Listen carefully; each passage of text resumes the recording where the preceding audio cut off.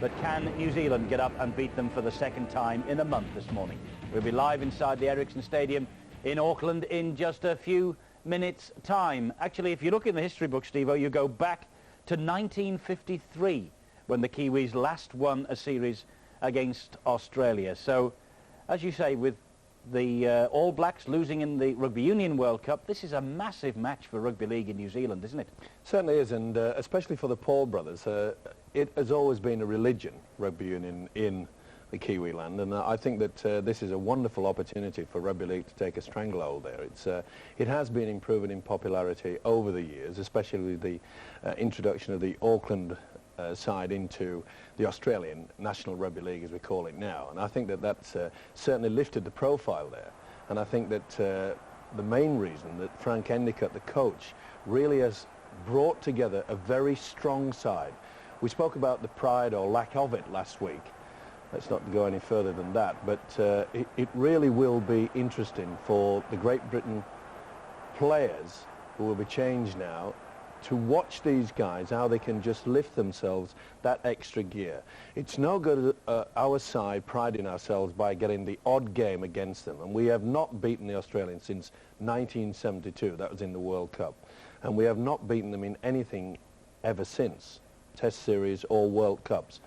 And I think that we've got to really look at ourselves and witness how these players professionally, because you can only take them so far. A coach can get them, mould them, put them where they want to be, but it's then down to inner self, the self-belief out there, and these players certainly know how to do that. Their attitude. Tense, don't they, the Australians? They know, I mean, we say it's a big game for the Kiwis, and it is, but the Aussies, they know that their domination of the world game could come to an end in the next 80 minutes. Well, of course. I mean, it's like the successful Wigan side. You know, no one wants to be in the side that lost at Wembley for the first time. No one wants to be in the side that the last time that played at Central Park, etc. and so forth. The way Frank Endicott was patting everyone on the back there, leading the men out, you know, pushing them out. Well, let's go and get the job done. He's one of the mates, you know. He's not one of these sort of guys who sort of just stands back aloof and says, my job is done. You know, he gets involved. You say he's a quiet achiever, but I can assure you that he would have spoken to every single one of these players just before they went out. He knows what makes a rugby league player tick, and that is important as well. You can have as many tactics as you like, but that self-motivation, that little bit of extra just before you go out, that's why the likes of John Monie, always successful in that department. Well, the overall record between the two nations, they've played 81, Australia have won 57, New Zealand have won 23, and there has been one draw. There won't be a draw today because this is the Tri-Series final, and come what may, at the end of this match, there will be a winner. Now, will it be Australia? Will it be New Zealand? Steve-O, it was 24-4 to the Kiwis last time out at half-time. The Aussies came back, nearly pinched it in the end. Who's going to win this one? I'm going to go for the Kiwis. We know that Australia, their coach Chris Anderson, is quite concerned. That's why he's moved Darren Smith from the forwards into the three-quarters. But I think it, as always is in international matches, it's up front, the power in the forwards. And I think that the Kiwis just have that little bit of an edge, especially with the fact that Rodney Howe has pulled out of the Australian side. They brought Jason Stevens in, but when you look at the big powerhouse forward pack that New Zealand have... And him, Leslie Vainikolo, the winger, massive, a man mounted. Well, you can put him in the second row quite easily, or the loose forward, and I really think that, that the Kiwis' power, and let's face it, Stephen Kearney, the best forward running around in rugby league throughout the world. If he fires, they're in with a great chance. Right, well, it's about time that we got over to the stadium in Auckland. As you can see, Lappy Mariner is singing the national anthems. The Australians then, Cricket World Cup winners, Netball World Cup winners, the Wallabies in the Rugby World Cup final tomorrow. This is Australia's moment of truth for Brad Fittler and his men. Let's go to the stadium in Auckland. We have the anthems for you, and after that, the commentators, Peter Sterling, Laurie Daly, two legends of the game, and the lead commentator will be Andrew Voss.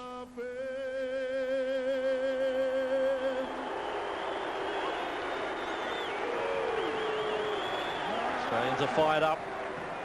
And now the Kiwi national anthem. God of nations at thy feet, in the bonds of love we meet. Hear our voices praises we entreat. God defend our free land. God's Pacific triple stars from the shores of strife and war.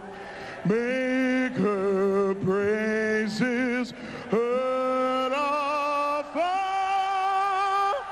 God defend New Zealand.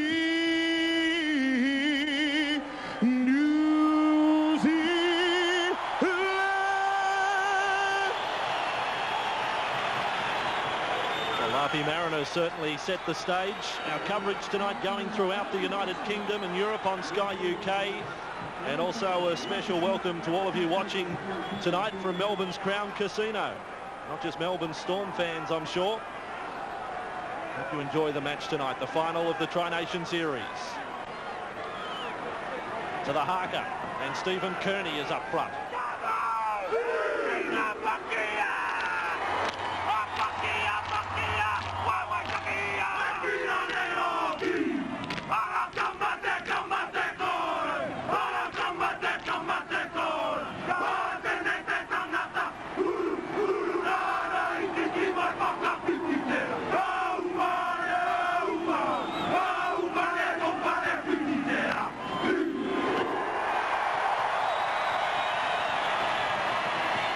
Always a highlight. Andrew Voss, Peter Sterling, and tonight joined in commentary by former international Laurie Daly. Laurie, your thoughts about tonight? Yeah, I'm looking forward to the clash, Andrew, but in particular the clash of the halves. Henry Paul and Robbie Paul up against Brett Kimmorley and Matthew Johns. I really think whoever wins this battle will win the game. And Peter, your thoughts? Well, the first 20 minutes from mine, Andrew. New Zealand in both of their matches in the Tri-Series have been fantastic during that period. In fact, they set up their victories there.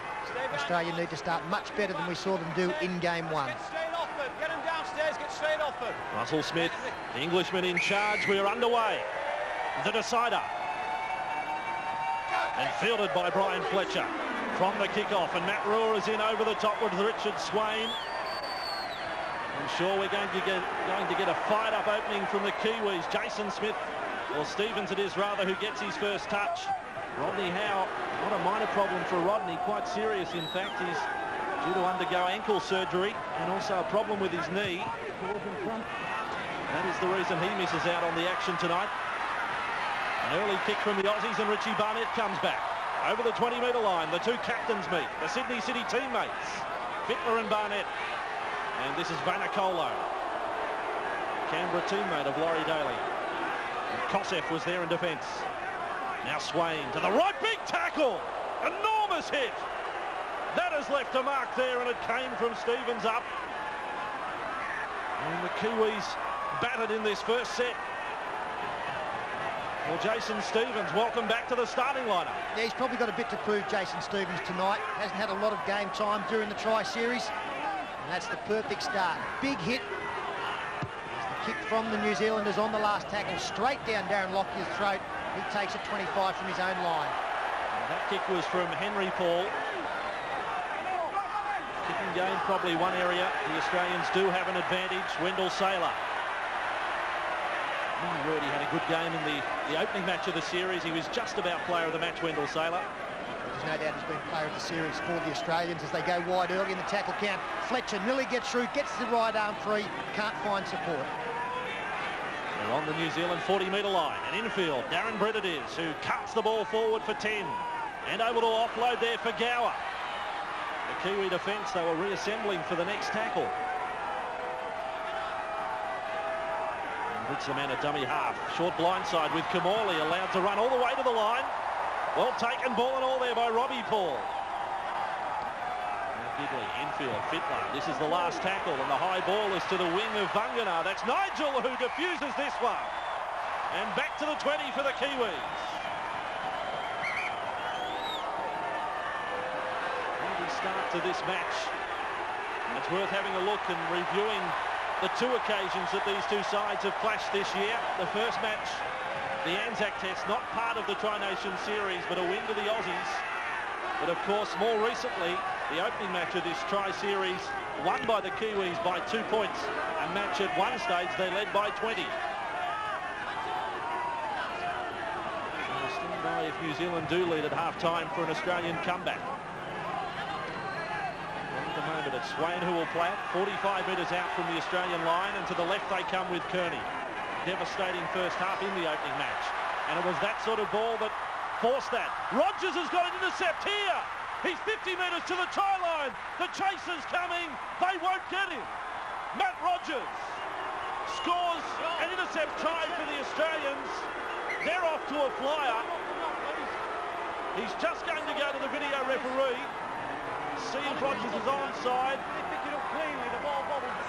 Well, I think the only concern for Russell Smith is to whether Matt Rogers has knocked on in picking the football up. It looked pretty clean to me. A wayward pass by one of the Paul brothers. I think it might have been Henry. A nice offload from Stephen Kearney leading up to the stray pass. Over the top, not touched by Kamali. Matt Rogers, I think that's okay. I don't think he got a touch as the ball was going down. The crowd disagree. We'll have a look at another angle here. No, that's as good as gold. That'll be the first try of this game, the first points. And Matt Rogers capitalises from a Kiwi mistake. Cruel blow to an enthusiastic start as expected from both teams. Well, the video referee, Dennis Spagarino, has had a look at enough versions of the try. No, perhaps one more. Strange, but it's probably the rear view that shows it up best. The New Zealanders are huddled in goal. The Australians have reformed for a kick-off. There's Henry Poole going across field, trying to link up with his outside men. There's Brett Kamali. Does he get a touch? No.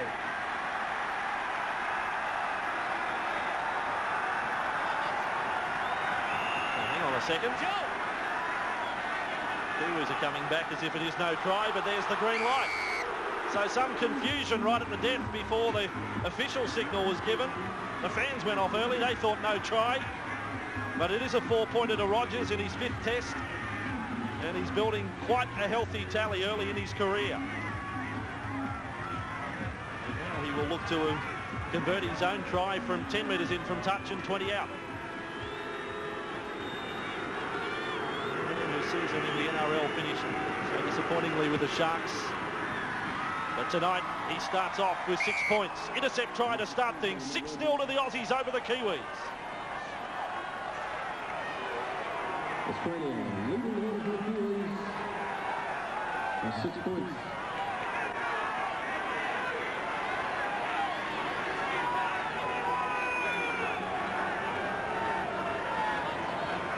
Here we go again. This last match of Friday night football. Ball goes past Lockyer and fielded by Stevens. He's really fit up as always. Back to Logan Swan, but to the 20-metre line. Now up for Fittler. Ross Brad was skipper of the side that won the World Cup in '95. And Laurie again used tonight at lock forward with Matthew Johns at 5'8". What's your opinion? Yeah, I think it's a very good move, and I think that Freddie's actually shown his hand there early. He took the ball up, second ruck, and I think that his best game is taking the ball forward and running with it. The kick there from Kamali, that has gone some, well, 80 metres, if you take into account the in-goal as well. It never looked like pulling up. Certainly not a soft surface if it has been raining for the last 48 hours. There's another big shot from the Australians, and I think it's Stevens in low. In fact, it was Darren Britt that time who got there first. And Stevens, the man over the top. So, very rugged, very physical start from the Australians. I'm sure they were prepared for an onslaught from the Kiwis early with a crowd behind them. In part, they have snuffed that out. And Swain back for Joe Vunganar. I thought Vunganar and Smith certainly had the better of the Australian props in that opening match of the Tri-Nation Series. Now Swain is able to steal 15 metres, but it is the 5th tackle. And that is Robbie Paul away for his brother Henry. His kick, crossfield for Rogers to go back. Very cool on the return. I think it was back to that Anzac Day test that he dropped the first kick of the night, Matt Rogers, and that in turn led to the first Kiwi try. And now Matt Gidley. 25 metres out from the Australian line. This is Kamali. Infield, Kosef, risky pass. Gower. Then on for Brett. And collected over the top by Logan Swan. And there's no doubt it was a blow to New Zealand's chances with Stacey Jones being injured as the Aussies go wide. Darren Smith, well taken low by Ruben Wiki. But I think Richard Swain has come into this New Zealand team and done particularly well. Very dangerous dummy half runner. Kick in behind. Big bruise behind the man, or it appears to be the case. It was Fittler kicking this time. And again, it's Vainikolo who's able to jockey the ball over the dead ball line. So if anything, it's just eating up time. 6-0 scoreline. Matt Rogers intercept try to start things.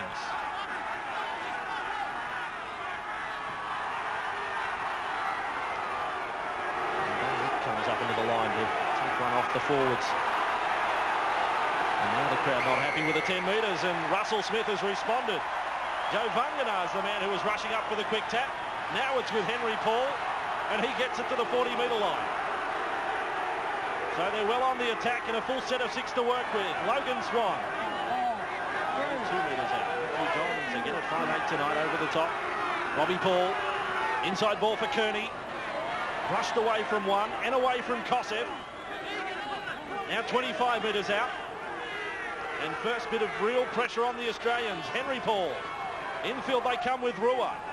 Scored the first try last week against Great Britain. And what ended up quite a convincing performance. Swain. Another dart from dummy half. A real gallop.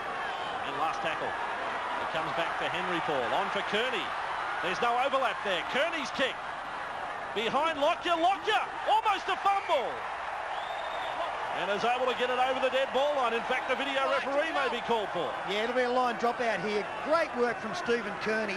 Again, attracted 2 defenders. Wanted the man to come back on his inside, but he didn't appear. So Kearney put the little kick through. In fact, we're coming back to the 20-metre line. That surprises me. Matthew, don't swing one underneath in the tackle. A caution for Matthew Johns, but unusual that they came up with that decision. If they're saying that New Zealand touched it last, because Lockyer certainly touched it before the dead ball line, well then New Zealand must have come awfully close to scoring. Well, I'm just wondering whether Darren Lockyer had part of his body over the dead ball line and touched the ball down as the ball was still rolling. That would be the only decision I could see, but it didn't appear as though that was the case. Yeah, I was going to say, if he did, it was accidental. It was panic stationed right at the finish. In any case, the Australians are now just short of halfway. It was Brian Fletcher and Gower, a one-handed pickup. So the dummy half's enjoying a night out so far. Swain and Gower. And the 40-metre line. Gower a little slow to get to his feet. Kamali kicks back across field. I thought Darren Smith may have been offside. Barnett, no troubles for him. Darren Smith didn't come inside the 10 metres, and Britt makes the tackle on Barnett. He's had a flawless series, really, the captain for New Zealand, Richie Barnett. Now Colo getting the Kiwis out of trouble. It is a strong back line. Tano on Wiki in the centres.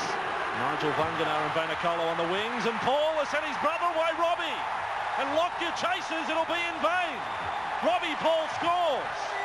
Well, how good are these two? Henry and Robbie Paul.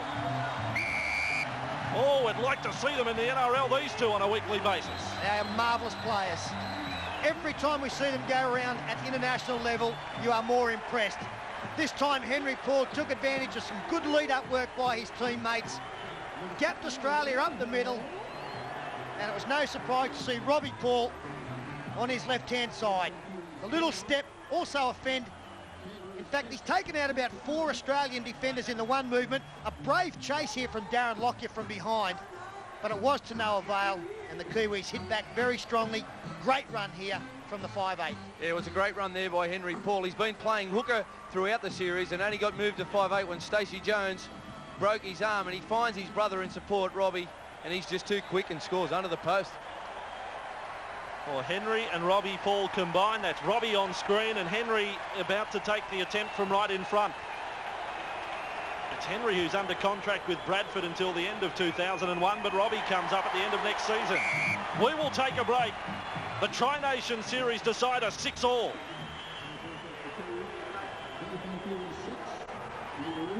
They are exceptional talents. It looks even better from head on. And the chase from Lockyer. Another 15 metres he may have got, Robbie Paul.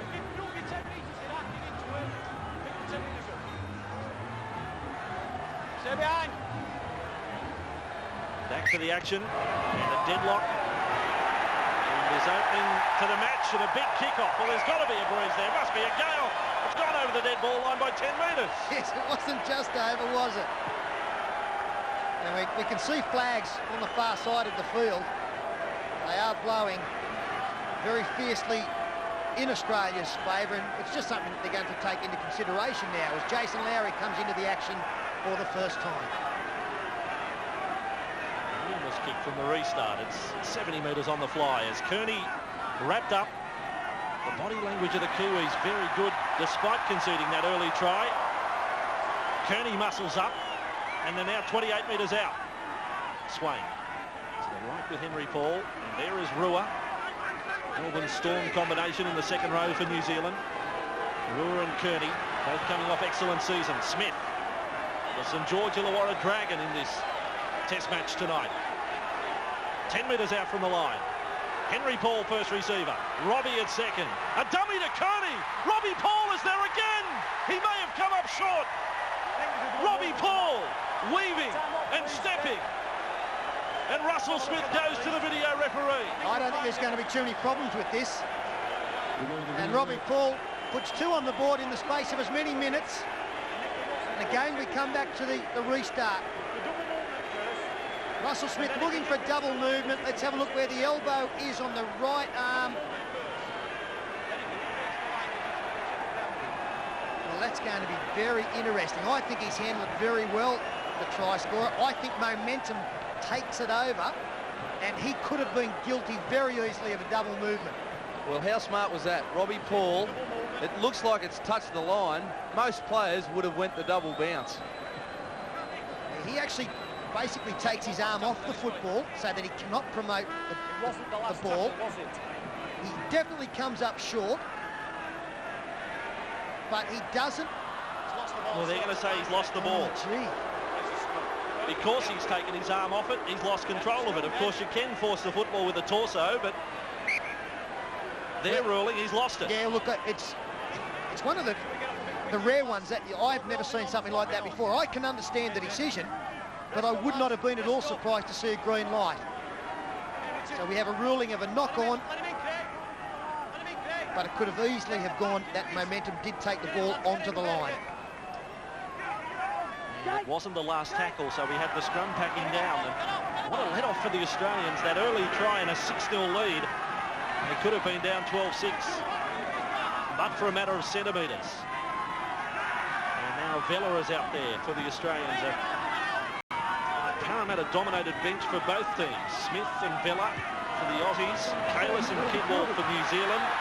This kick has Barnett on quite a frantic chase going back. Vangana took a dive in back play. And it's gone touching goal this time. Well, how long was that kick? Well, it was a great kick, but it got the worst possible result. I'm sure it would have been a 40-20 if it had found touch in the field of play. But for the Australian chasers, they'd have loved Richie Barnett to have had to have played at the football.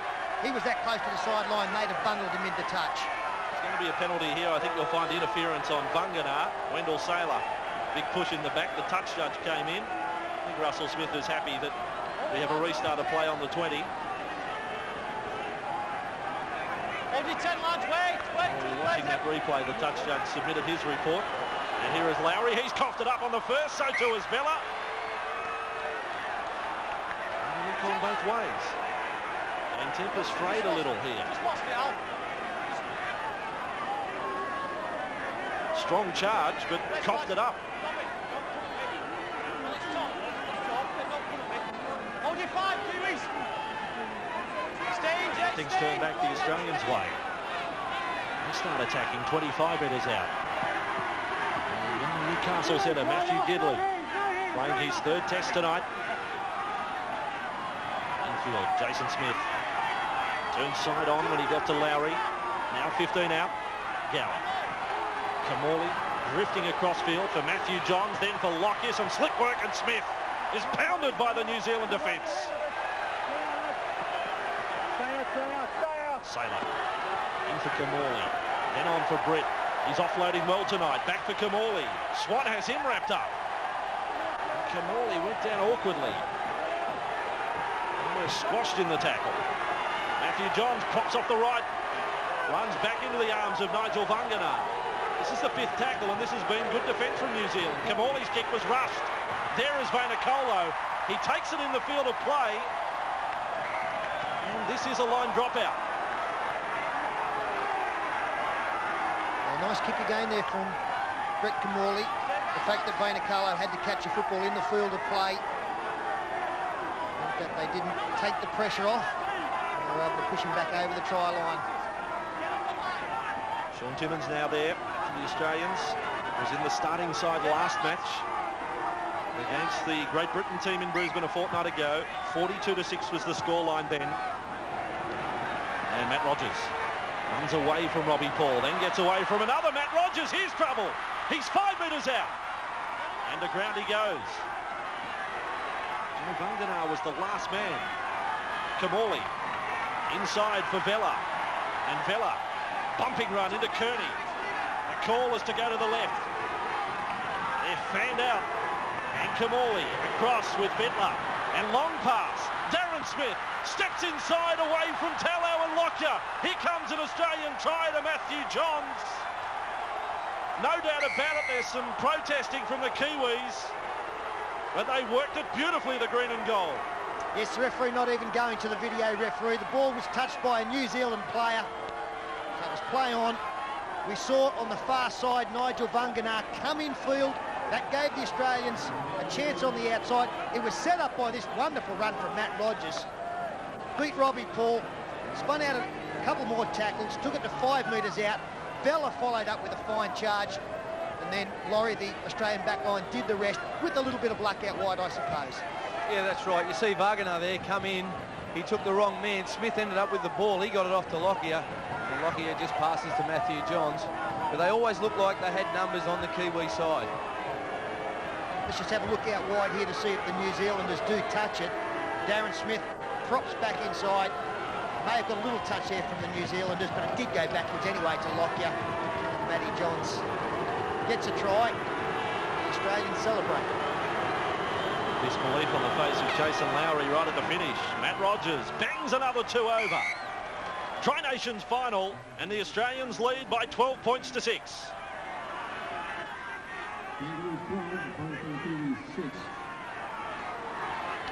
Enjoying the match wherever you're watching. United Kingdom, Europe tonight.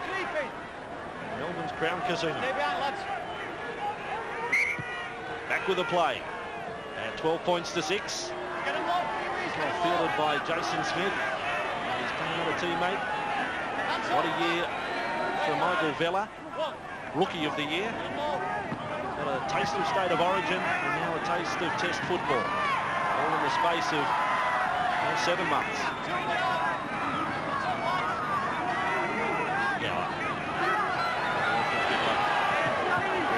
The Brad Bittler is slipping into the zone right at the moment. Pushing the call there from Russell Smith.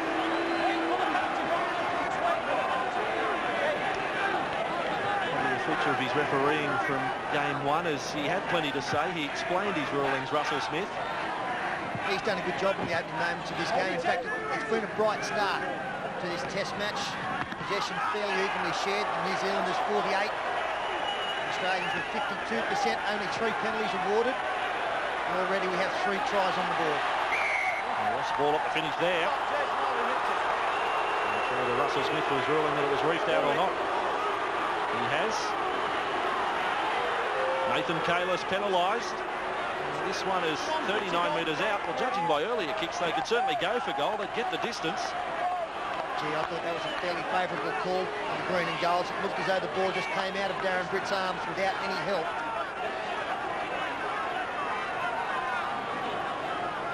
And Rogers is going to take the shot. And we've got the The unusual Sandboy here. He's all revved up straight from the speedway. He moves along at about 2 miles an hour. And you would need one too, because it's a whole 15 metres in from touch. So Rogers' kick is 38 metres out and only be 5 or 6 metres off centre. This for an 8-point lead. And for Matt Rogers early in the match, a 10-point tally. Rogers' kick. Beautiful off the boot. And there's another 2. So in this final of the Bartercard Tri-Nation Series, the Australians up by 8 points. Seesawing battle early. The first quarter has now elapsed. The hope is still in the hearts of these New Zealand fans that they can win back some sporting pride tonight. A restart of play. And it's Vella who comes back from the goal line.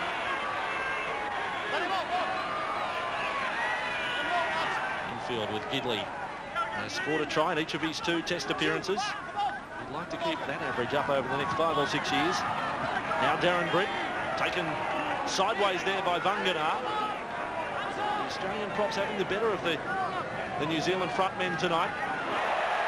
As now the Australians lose it, and the player who lost it is still on the deck. And New Zealand come back with it, Vanakola. It was Matthew Johns who lost the ball, and he's fairly groggy as well, Matthew Johns, as Robbie Paul gets inside the 40. Here it is again. Oh, Joe Vanganar. Who's really collided there with Matthew Johns. Yeah, he did some damage, saved the ground when Matthew Johns hit. As Henry Paul finds some support out wide, and Logan Swan straightens it up. Nice pass back inside. Cover defence arrives. Ruben Wiki, 15 metres out. Vanganar for Paul. That's Henry. Then for Smith. Able to get those legs moving to the 10-metre line. Vella was the defender. Swain.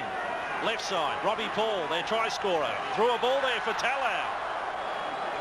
It was a very flat pass. And last tackle, Robbie Paul. Back it comes. It may have been Kalis putting the kick in. It's fielded by Lockyer. Well, a breakdown on the last there. Yeah, well, it went to the wrong bloke. Nathan Kalis is the bloke that you didn't want kicking the ball there. They've got to find one of the Paul brothers to try and get another set of 6 back at the Australians. Kick of young Nathan, I dare say his first in international football. Now the defence on Britt. Smith is there. Gower. Right with Kamali. Inside for Vella. Back for Lockyer. Switch of play. Smith, some quick hands. They're not going forward though. Gower. Then on for Fittler. Fittler's able to keep it alive in turn. And finding Ryan Girdler. And in all, there was probably a dozen passes. They made 2 or 3 metres. Saylor gets it away for Kamali, kicks from inside the 30. And here is trouble for Barnett. Well, that's as comfortable and as cool as anyone has taken a kick for a 40-20 I think I've seen. And it was very unexpected. New Zealand again caught out by the Brett Kamali kick early in the tackle count. 25 metres out from his own line. And on the second bounce, finds touch 12 metres out at the far end. Yeah, I think the Kiwi wingers really have to start reading when Kamali's going to kick, even though it wasn't the set up for him to kick at that time. He just played it as he saw it and made a good 40-20. That's difficult to do, but isn't it, Laurie? Because that was about the 3rd tackle. They drop back. It gives the Australians a chance to fan the football. And really, no matter how far they drop back on that occasion, they were never going to stop it. No, they certainly wasn't. But that was what makes a great player in Kamali. He does things off the top of his head, and usually they work. Ryan Girdler tackled in front of the New Zealand post. Gidley is close to the action now. A goose step out of dummy half. He's now 5 out. Testing time for the Kiwis. Down by 14 points to 6. Gower's lost it in the tackle. Well, the completion rates have been rather ordinary from both teams to open this match. And another one there from the Australians. That was on the 3rd tackle that Gower lost it. And the Kiwis are with it. They really do look to be struggling here, the Kiwis. They're all in a bunch. They need a bit of brilliance off someone, and here's a relieving penalty. He was desperate to squeeze out a pass, but well, obviously hindsight is a wonderful thing. He would now have liked to have gone to ground.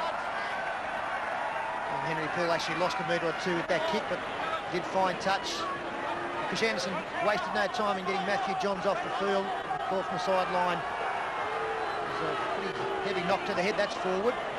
But he will be back, has got a little cut there. And he'll be back fairly short. That was forward, wasn't it? That was just I thought it was conceded by Joe Vangana. He pulled up and he received the ball. And away goes Wiki. Ruben struggling his way through, and he's got a few things to say to the referee on the way as well. It's a good performance. We've got a high tackle here. The Australians will be penalised. I think it was Gidley. No, in fact, it's Ryan Girdler. Laurie Daly taught him this. Look at him. Wiki is carrying Wendell Saylor, and all the way he's talking to referee Russell Smith. We're certainly one of the strongest ball runners out there tonight, and I think that's what the Kiwis need more of. Up they come. Smith. Taken high there by Darren Smith. No relation. Swain. Chant of Kiwis up here at Ericsson Stadium. Vangana. 5 metres out. Offloading for Swain. It almost bubbled out of the hands. Gower there in defence. And now Henry Paul. Craig Smith gets another hit up. Only 3 metres out. Matthew Johns is ready to come back. He watches his teammates defend the line right now. Henry Paul steps off the right, gets it over, but Lockyer has saved it in goal.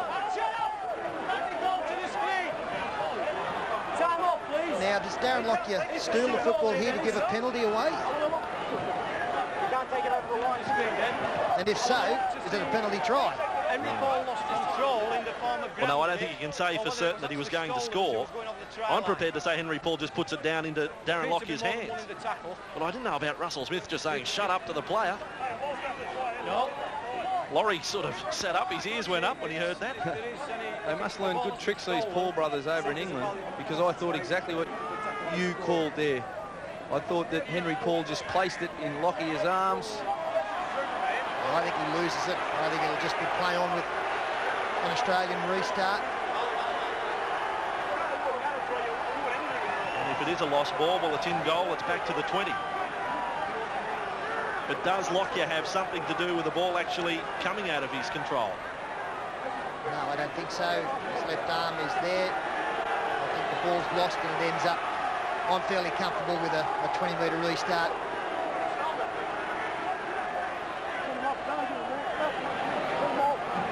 This one. Russell Smith has come up a sweat in this one. In the parade ring. Undecided about this. He's got the advantage of the big screen here as well. So what do we think Russell Smith is calling for here?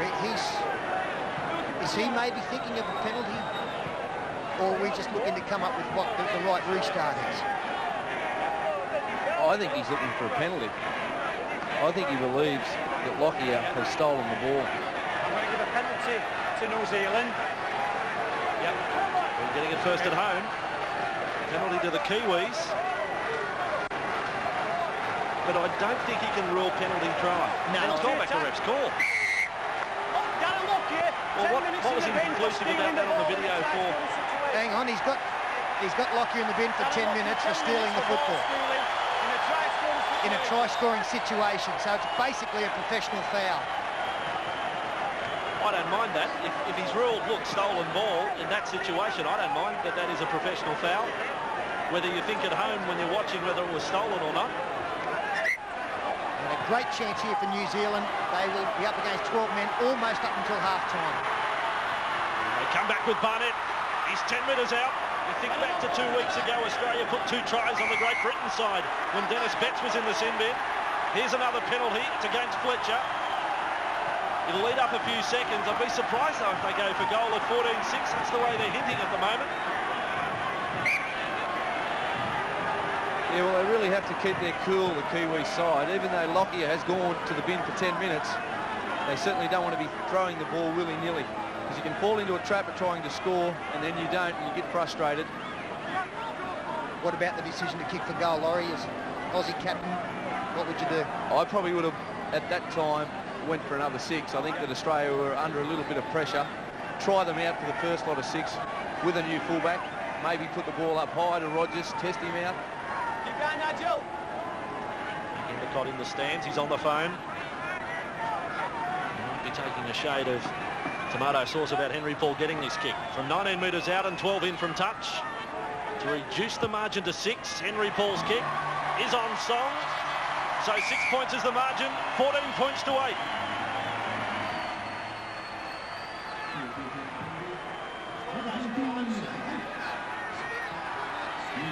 Just a fine talent, Henry Paul. It gives us a chance to have a look at the, well, as it turns out, the stealing of the ball as ruled against Darren Lockyer. Welcome back to Ericsson Stadium. Final of the Tri-Nation Series. And 14 points to 8. Time to get physical again. Fletcher and Gidley in there on Smith. And this is Robbie Paul. There's a chance on this blind side. Paul cut down from behind by Matt Gidley. Talau was there screaming in support. And now Lowry. Still, it will be remembered from this Tri-Nation Series, Lowry's try from game 1. Brian Fletcher penalised. It's 2 in a row from Brian Fletcher.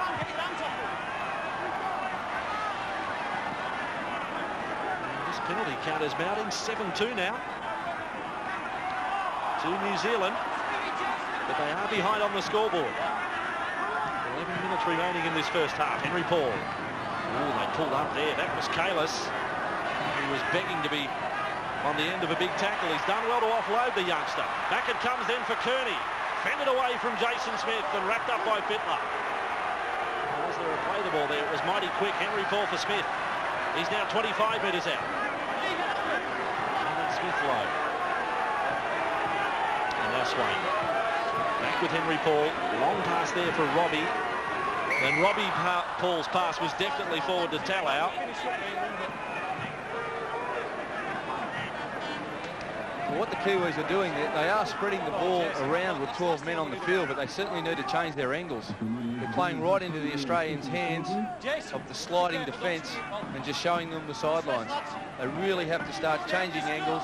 Stay in the scrum, Kiwis! Stay in the scrum, loose forward!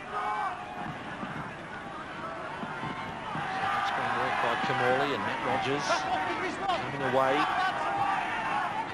14-8, you think back to the intercept try early. New Zealand on the attack, and Rogers was able to sprint 70 metres to score. Also think to the no try to Robbie Paul, who was ruled to have dropped the ball just before the line, and Australia scored moments later. So been some turning points in this game. The Australians now get their third penalty of the match. And they find touch in good position, 21 metres out, inside the final 10 of this first half. Now pitches coming courtesy of Sky New Zealand again tonight. And Darren Britt has lost it on tackle 1. Well, that was Willie Talau in defence on his Canterbury teammate. Now Leslie Vanacola has lost it and Gower gets to it. And there was a hit of Gower losing the ball when he dived on it. And Darren Britt made up with his mistake, forcing the error. Fletcher gets a pass away. Speaking of Britt, that's him with the football now, centre field, 22 out. To the left, Kamali and Fittler passing across the line for Darren Smith. Henry Paul comes over the top, and they take Darren Smith over the sideline. Henry and Nigel Vangana. Well, they have been aiming their play down that right-hand side defence of the New Zealand side, trying to find out Henry Paul. He's defending out in the centres, but he does a tremendous job there. Shows great strength to throw Smith over the sideline. It's tonight from Laurie Daly, Canberra skipper. 26 test matches for Laurie.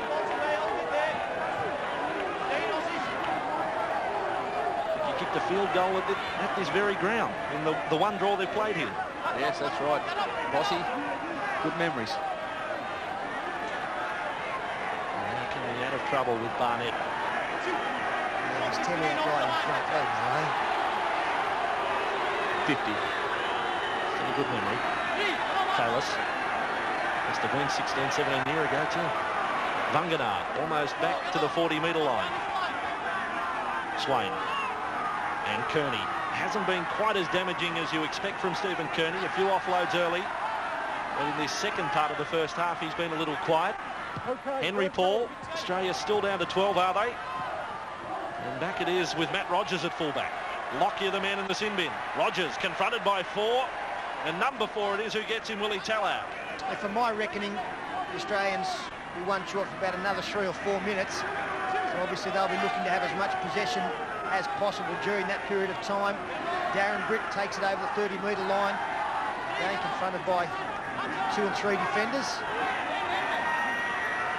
Gower goes to short side through Kamali. Mistake from Darren Smith. Here's Nigel Vunganar. And Vunganar, he's been on a try-scoring feast of late. He scored 6 in 3 matches and wrapped up 20 metres out from the line. Scored a couple last week against Great Britain. And up they come, Rua. Running across field. It's gone to no one. And fielded by Fittler. And we've got to say that's terrible play from New Zealand. On the attack, 13 on 12. And Rua threw a pass and there wasn't a Kiwi player within 4 or 5 metres of him. Perhaps they're regretting going for goal now. Henry Paul got it back to 14-8. Now passes for Britt. Coming for some heavy punishment tonight, Darren Britt. New Zealand won't be happy being 6 behind at half-time if that's the case, as Kamali finds a lot of space, but nice bounce for Richie Barnett. He swoops. Well, Barnett's able to make 30, and Darren Britt's been left behind. He went in for a front-on tackle of Richie Barnett and was in a bit of distress, and now Barnett has lost it. Well, I was going to say, Andrew, that if they do trail by 6 at half-time, they won't be happy, but they'll get confidence with the fact that if they can play a nice controlled game, they would be expected to play pretty good field position second half with this breeze at their back. Unfortunately for Brett Kamali, the ball accelerated towards Richie Barnett. Otherwise, the little halfback might have caused all sorts of problems for the home team. And Russell Smith ruling that Richie Barnett, the New Zealand captain, just lost that one. Matt Rogers. Passing for Jason Stevens. If you went with us at the start of the coverage, Stevens coming into the side for an injured Rodney Howe. Now Wendell Saylor gets a rare touch tonight. Wrapped up 35 metres out from the New Zealand line. I expect Wendell to do some damage as this New Zealand defence tires. Kamali with a dummy and able to stand in the tackle. And Matt Rogers is with it. He's 25 metres out, Matt Rogers. And gets away from Vunganar. And still going. Well, Matt Rogers has kept it alive with Matthew Johns. Then for Gidley. 10 metres out. And Gidley has taken the ground and over the sideline. Great rugby league from both teams. Exciting stuff here. A couple of minutes out from half-time. Beautiful work on the far side from Kamali to stay alive. Matt Rogers has just been unstoppable tonight. Very clever defence there on Matt Gidley. They showed him the sideline. They realised that they had enough space to get across and force him over the sideline. Ray Nicolo helped out. Darren Lockyer still with 60 seconds remaining in the sin bin. Laurie, just watching Ruben Wiki tonight, would you agree that his forced involvement being moved into the front row for Canberra this year has helped in his centre play? The fact that he does get a little bit more involved when he is now out wide? He does. Ruben goes looking for the ball, and as everyone knows, he's played a lot of second row, front row for us this year, and obviously it's a bit foreign to him after spending the whole year as a back row, front rower with the club, but he's handled himself very well out there tonight, and he's especially getting involved, as you say. He gets in there, runs the ball up hard and straight, and that's something that the Kiwis have missed tonight. This is Stephen Kearney spinning as he got to the defence there of Fletcher. And for Henry Paul. The kick, he was under pressure from Jason Smith. Wendell Saylor lets it go over the sideline. What I meant with the earlier comments, Thurlow, was I really believe that the Kiwis, they need to take the grit between their teeth, the bit between their teeth, and run hard, change their angles, but just get the ball and run with a bit of gusto. Now Darren Lockyer has returned, so it's 13 on 13, and the damage on the scoreboard with Lockyer off the field was just 2. Start again, just break away, just rest it up. Hold your 5, Henry. Scrum on the 30-metre line. And Russell Smith directions to anyone who wants to listen. Darren Lockyer tackled. Hands up, that's one. The formation of that scrum, he was telling Henry Paul to stay out of the play, and now another penalty issued by Russell Smith. That count 7-4. There was a real rush there for the Kiwis in a short period. And And I don't know, sorry, Laurie, whether Lockyer had great control over that football as he went to play it. Yeah, he probably didn't, but this is real danger time here for the Kiwis. 2 minutes to go before half-time. They can't afford the Australians to score. Great tackle from Kalis on Vella.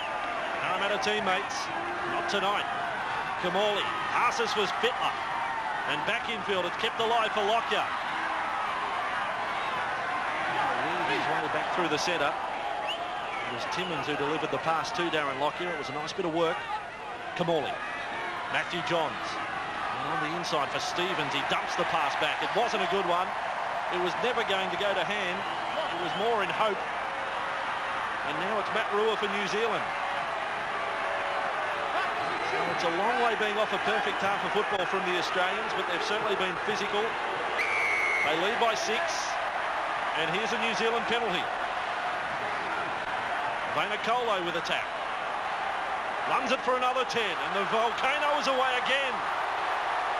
That's the lava flowing. He's 35 metres out from the Australian line. Touch of Jonah Lomu about that run.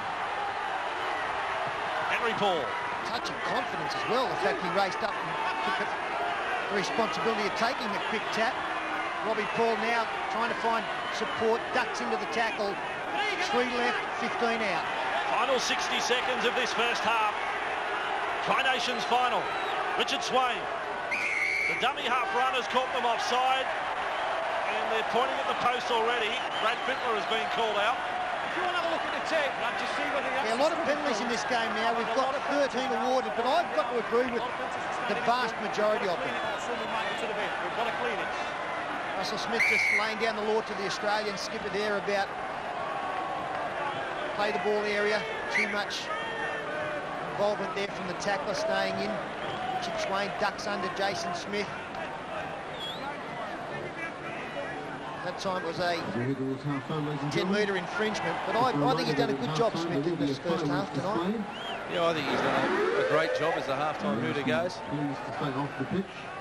But I think Richard Swain's had a good game tonight, Sterlo. I really think he's had some probing runs out of dummy half. He's got the New Zealand forwards going forward. Keep still, lad, This please, kick keep to still. complete the first half from Henry Paul. He's made it 3 from 3 off his boot. Robbie Paul, the man who scored the try for the Kiwis. And the Australians go to the break in this Bartercard Tri-Nation Series final. 14 points to 10. Good half of football. Yes, an excellent half of football, and remember the New Zealanders actually were over the line twice more, and they had the tries disallowed by the video referee. So quite a match taking place at the Ericsson Stadium in Auckland, but the Aussies are just ahead, 14-10 at half-time.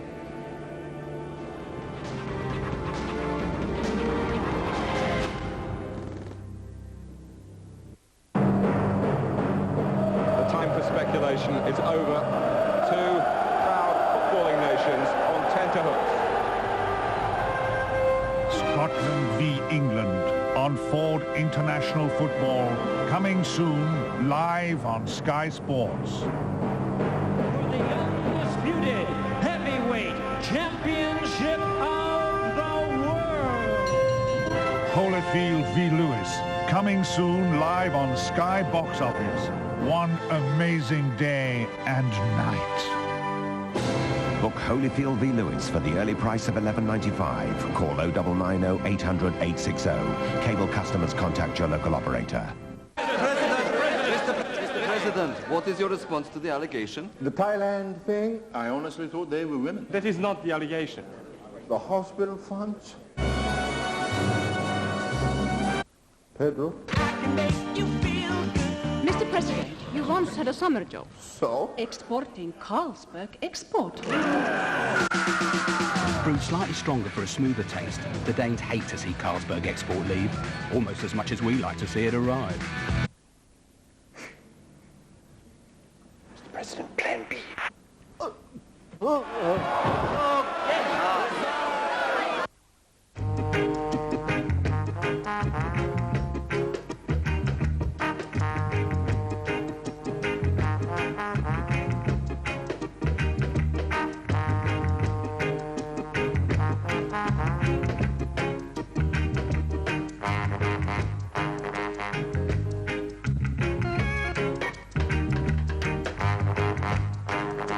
bachelor's cup of soup.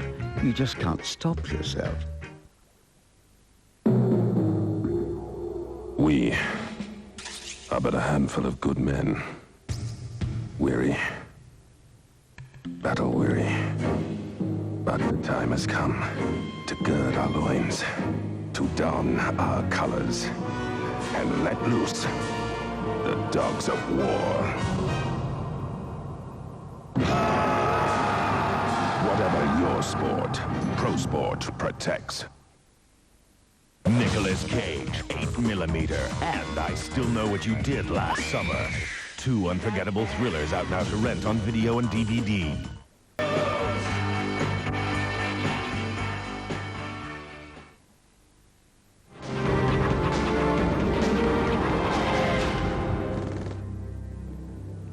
Coming up on Sunday Live Rugby Union, London Irish taking on Harlequins live from the Stoop. That's Sunday afternoon from 3 o'clock over on Sky Sports 2. But meanwhile, I hope you're enjoying your rugby league with the breakfast cereal. It's the Tri-Series final, New Zealand against Australia. The Kangaroos ahead 14-10 at half-time against the Paul family. Well, remember when the Aussies and the Kiwis last met 3 weeks ago, it was 24-4 to New Zealand at half-time. In the end, the Kiwis were biting their fingernails and hanging on. They won by 24 points to 22. This time, Steve-O, they've got to come from behind to win this test match. Have they got the petrol in the tank to do it? I think they have. I mean, they could have put the game away, and they will be aided by a very, very strong wind. Now, I said before the start of this game that probably the best in the world in the forwards is Stephen Kearney. Now, he could have really got the Kiwis off to a flying start. It was superb work that got Paul away, but it was Paul's misguided pass. And what a game this fella's having, Rogers. Once he gets in the clear, pretty difficult to get onto it. And then again, Henry Paul, what a great season he's had. Beautiful work there. And for once, the support from his brother Robbie. Excellent play. Fittler caught out at the play the ball area there. And again, Robbie Paul denied. Now then, this was a big call from the video referee, but I suppose you can't score a try with your chin, so they say, unless you have it under control. Pretty difficult on that occasion. But good work from Rogers. Never say die attitude. We mentioned earlier that this guy's really in top form, and it was from this moment on that the Australians really took advantage. You'll notice that the winger, Vanganar, gets caught out. He committed himself 2-on-1. Smith back on the inside. Lockyer, all he had to do was just lift it on to Matthew Johns. The one good thing about the Australians is that once you get the opportunity, inevitably they will make sure that they score. Good work from Smith. So the ploy by their coach Anderson to bring him from the forwards into the three-quarters. But this could have a real big impact, and I say impact there. Joe Vagana, big hit on Johns. Johns was controlling things out there. We haven't seen him since then. Obviously a problem, but this perhaps could have been a penalty try. Now the video referee has said that Lockyer has taken the ball. It was agreed with by the referee because he sent him for a 10 minutes into the sin bin, and perhaps the only reason why they didn't give a penalty try is the fact that Lockyer's body was on the ground already, so it was not conclusive that he would have planted the ball over.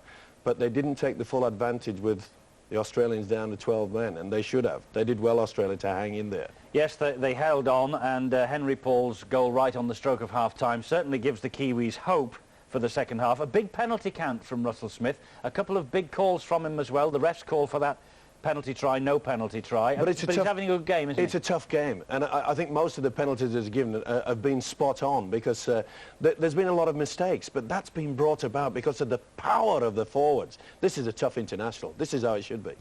It is a tough international, and perhaps, just perhaps, it's a preview of the World Cup final for the year 2000. Well, England, Wales, Scotland, Ireland and the islands and Papua New Guinea and other places might have something to say about that.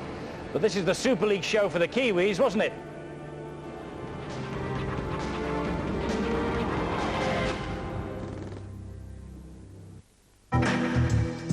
I'm gonna get you all, man. Yeah. The new fragrance from Hugo Boss. Boss bottled. Keine Sorge, wir finden sie. Meine besten Leute arbeiten an dem Fall.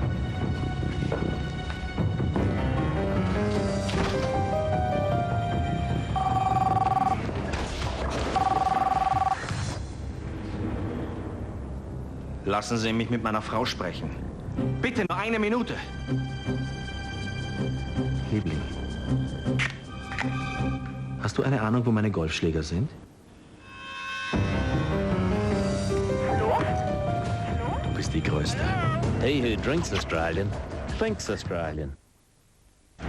Come on out of there, champ. No. Come on out of there now. No. Man, I ain't going out there to fight this guy, man. Come on out of there. Those pay-per-view people, they can just go find another sucker, because I ain't going out there. Tommy, he's a changed man. He's had counseling. I ain't going out there, man. That guy eat me alive. I ain't going. 6 weeks of training. What, are you kidding me? You got nothing to worry about. What you mean I ain't got nothing to worry about? Gonna be getting hungry. Everybody's waiting. You're hesitating. They can just find somebody else. Grab a Snickers, because nothing handles your hunger better. Come on out of there. Hungry? Why wait?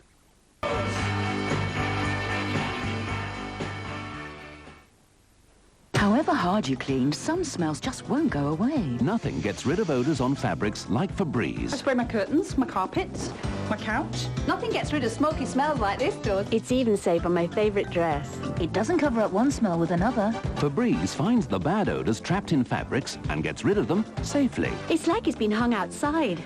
Once it's dry, it's bye-bye smell. This stuff gets rid of smells on fabrics. Febreze gets bad smells out of fabrics for good. Will you come to Hollywood with me? It's a brand new episode. The audience wants action. Mel Gibson stars in a brand new Simpsons Sunday at 6 on Sky One.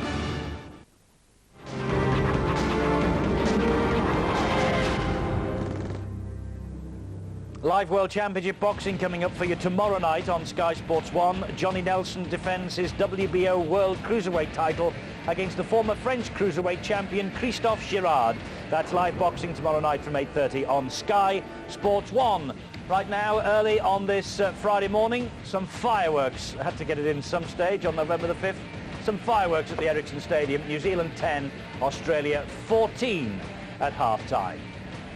It's the Tri-Series final, of course, and Great Britain well and truly out of the Tri-Series after being beaten by both New Zealand and Australia in the past fortnight.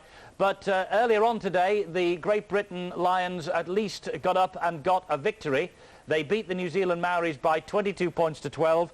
And some meat on the bones of this now. We hear that Sean Long got 2 tries, Anthony Sullivan got a try, and James Lowe's got a try. Andy Farrell kicked 3 goals for Great Britain, and Lowe's did have a try disallowed for a double movement. 22-12, Great Britain and Ireland have beaten the New Zealand Maoris.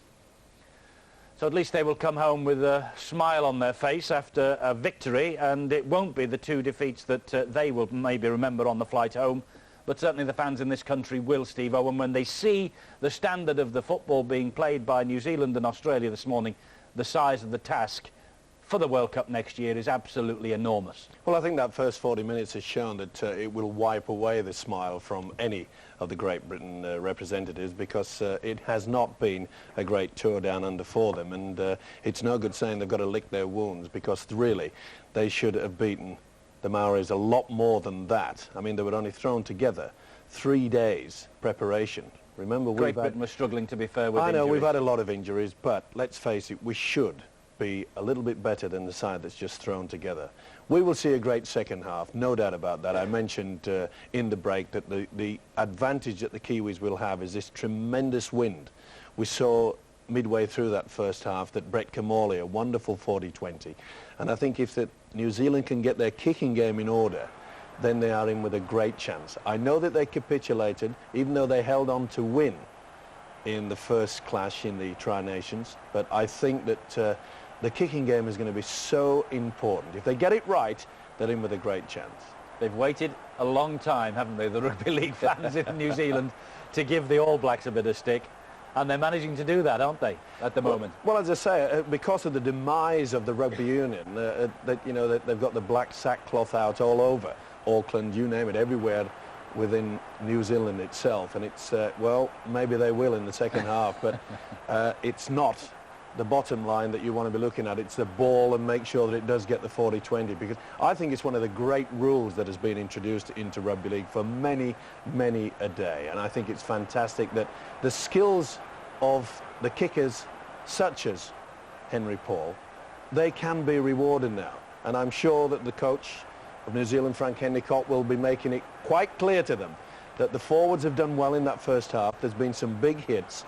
I think it could be a problem whether Matthew Johns is 100% fit. We saw that big hit from the prop forward, Joe Wagner, and I really think that that was a turning point in the game. It's amazing, though, isn't it? When the chips are down for Australia, I mean, they know, you mentioned it before the match, the Wigan players didn't want to be the men in possession of the jerseys when Wigan lost at Wembley after their 8 successive victories. When the chips are down for Australia, they're exactly the same. They don't want to be remembered as the first team to lose an international series in 21 years. My word, we talked about the self-imposition of putting yourself there in, you don't want to lose, it's your own pride. We often talk about the pride for your country and the jersey that you're going to have, but you've also got to have that inner section. You've got to say to yourself, I want to win this. For me first, country second. That's important. The attitude of these players. And that's what we've got to learn in this country very, very quickly. Well, as you can see, the Australians are out. They're ready for the second half. Remember, they're ahead by 14 points to 10. And Rogers, Matt Rogers there you saw, 3 goals and a try. Matthew Johns. There's the statistics, Steve-O, from the first half. And a pretty low completion rate for the Australians, and indeed for the Kiwis. Well, when you look at that, it just shows that some of the tackling has been absolutely ferocious, because most of those handling errors has come about by some of the big hits that the forwards have been involved in. And I think the opening 10 minutes will be just as tough as you've seen there. I mean, look at the hit-ups there from the forwards for the Kiwis. Well, Craig Smith, I'm most impressed with him. Joe Wagner, there's very, very strong indeed. I think that Anderson will be quite upset with the amount of spilt ball. And as I say, some of the tackling that's going on out there, it's not easy. It's been forced pressure. Well, Russell Smith's ready. Let's get back to Peter Sterling, Laurie Daly and Andrew Voss.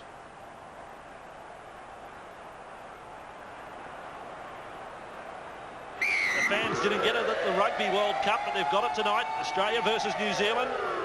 And a keen battle. Final 40 minutes as Wagner carries back. And first tackle of the second half from Nick Kosef was front on. A start to this second 40 minutes, so vital for the home team. They conceded an intercept try in the first 10 minutes of the first half. But they must not let these Australians get too far in front. We're yet to see the New Zealand side come from behind in this series as Kearney spins up to the 30-metre line. And Richard Swain will kick before the last with Paul. There's Henry kicking over the head of Matt Rogers. Rogers has to go back and he's found touch. What about that one? Well, that's almost a 20-20. He's kicked it from around about the 20-metre line. This will be a New Zealand scrum feed. That is just quite magnificent.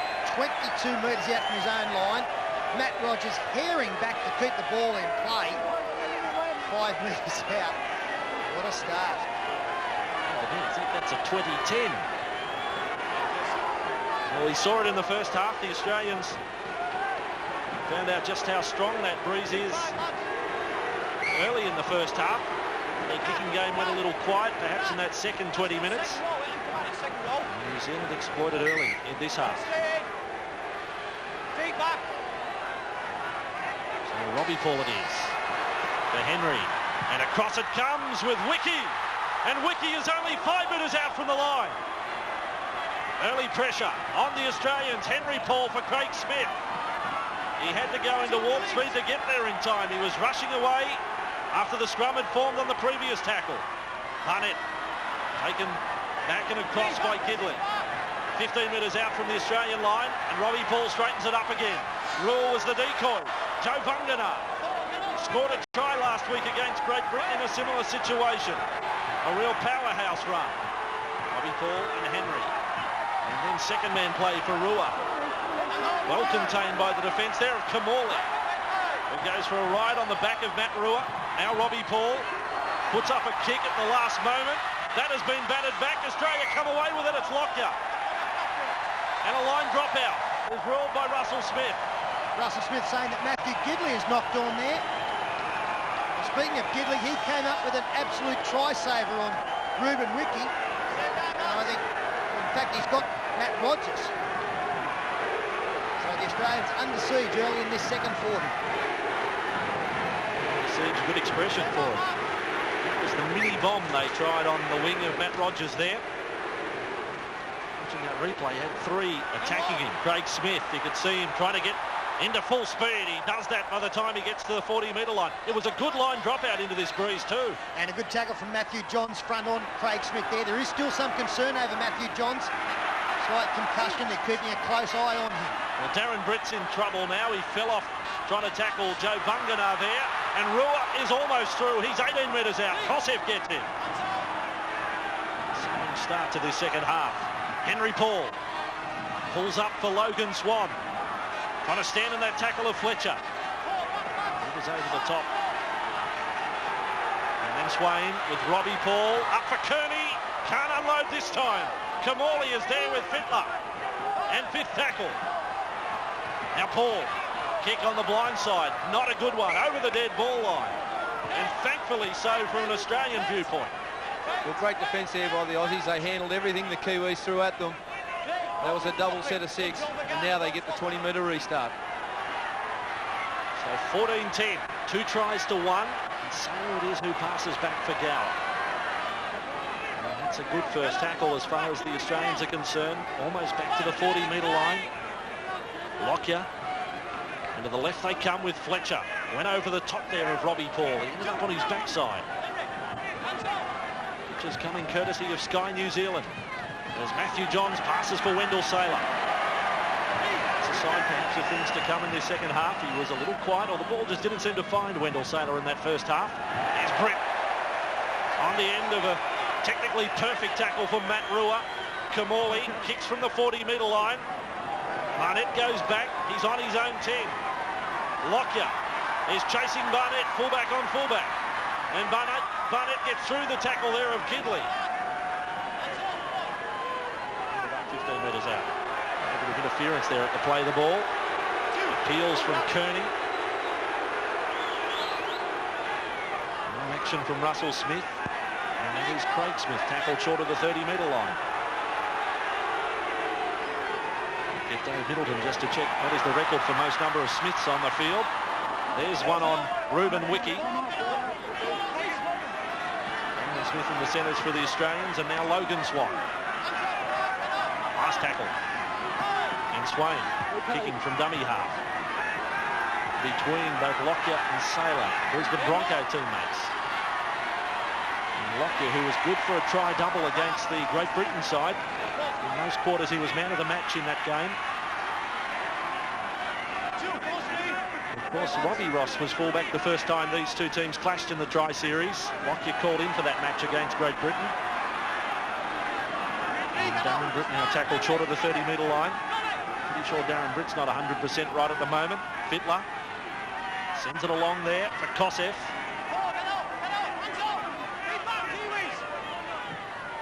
Matthew Johns, the one-handed pickup. Steals 10 metres from dummy half. Last tackle.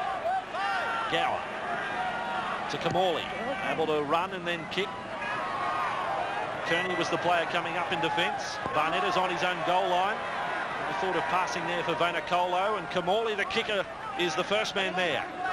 Yeah, the Australians are getting good distance with their kicks. They're keeping the ball low into this big wind, whereas the Kiwis in the first half kicked the ball high and they weren't getting as much ground. Wonderful season that Kamali's had, if you can cap it off here. Winning side in the Tri-Nations, Clive Churchill medal winner. Brett Kamali. There was heated debate as to whether he would be in the New South Wales State of Origin side. Willie Talau over the 40-metre line. And the last tackle for Paul to kick.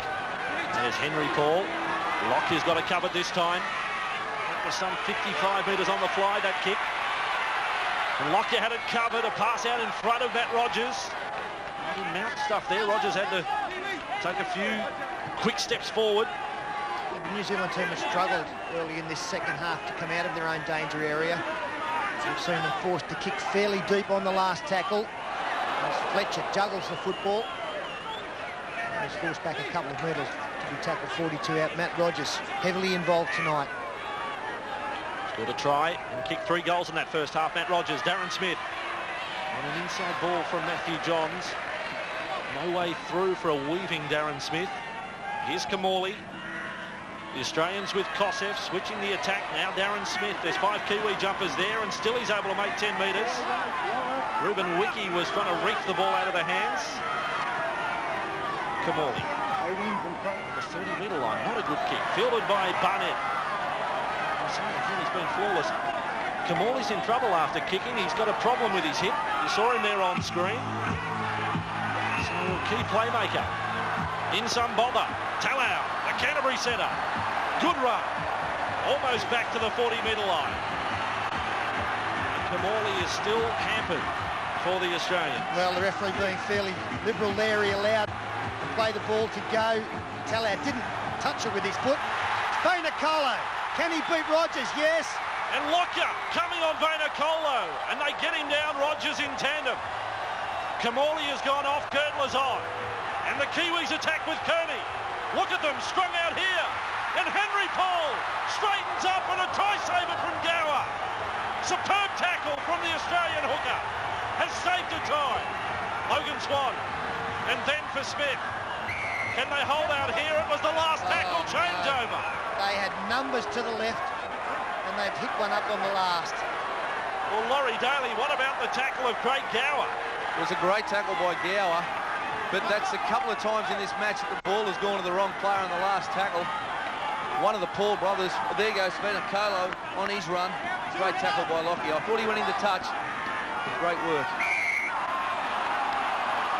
In the meantime, Russell Smith has found reason to penalise the Kiwis, and that one really does hurt. Logan Swan infringing. Count 9-5 the penalties. He's been consistent in that area. Nick Kosef may have taken a dive as well. And Logan Swan, you've got to get the hands off. Stevens. And hard again. You can hear the communications of Russell Smith all the time. Hands off. Kosef bounces the pass back. It came up nicely there for Gower. And then Matthew Johns, floating pass. Fielded by Gidley, now it's Rogers, and he kicks. This is the second tackle. Rogers has backed himself. Barnett is getting across, and Barnett has kicked it over the sideline. He's just in great form, Matt Rogers. What a shame he was hurt for Cronulla in their last game, because he's a real ace in the pack. This just takes enormous ability. Little kick in behind, didn't get the right second kick on it. Richie Barnett was taking no chances.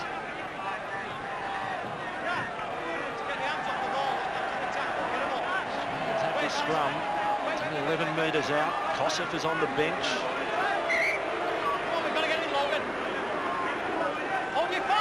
So to Kamali. In fact, Kamali may have gone back to the dressing room. So Matthew Johns is working the scrum. Gidley. 10 metres out from the New Zealand line. Lockyer. And it comes. Fittler, that left foot step. A feature since his first game in first grade. And then Gower has lost it, in fact. Well, he was trying to pass. In fact, he was just trying to get the ball under control. I don't think there's any hint of stripping the ball. He was in trouble all the way down.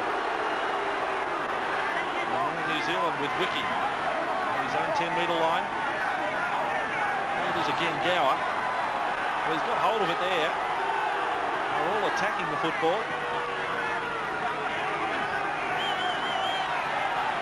New Zealand heavy weather coming out of their 20 here.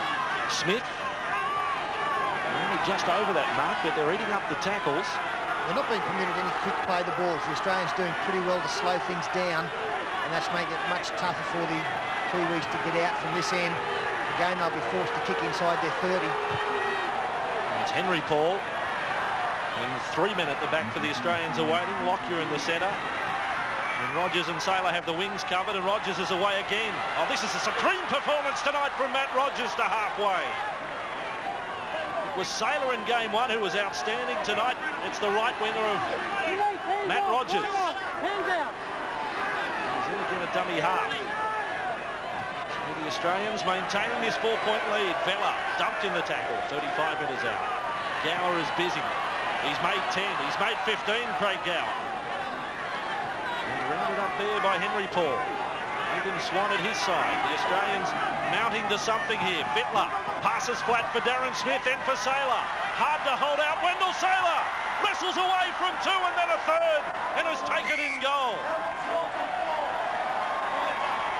Exciting passage of play, 14-10 to the Kangaroos. Held upon the ball.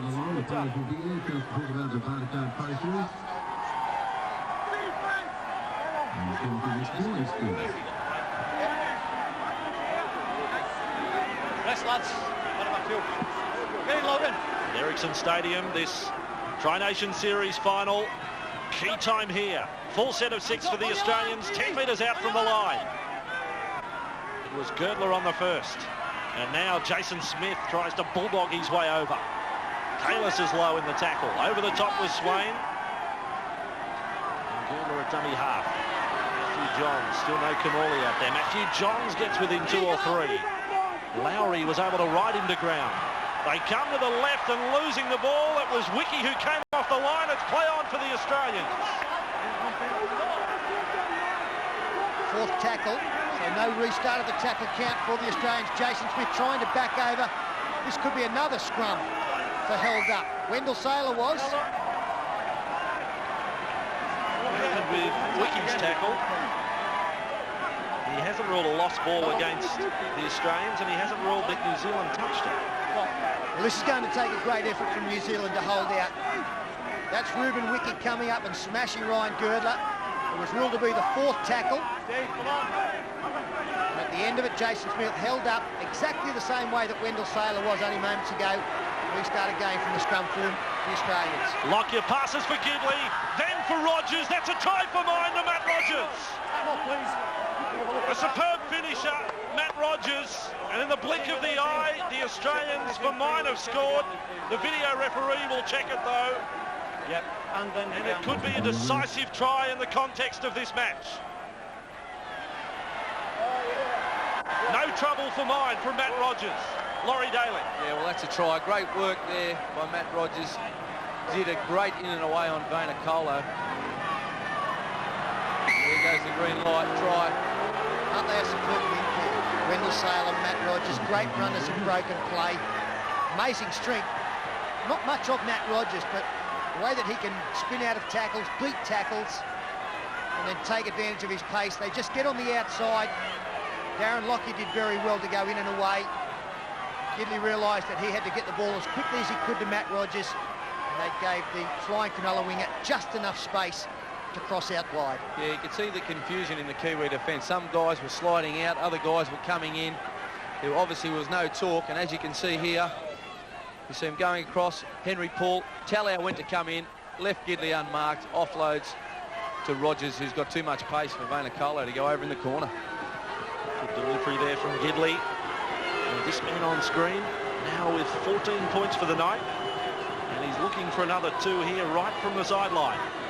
His first try tonight came from an intercept, and Rogers' kick in flight off the upright. The Kiwis are still in it. 18-10, the final of the Tri-Nations.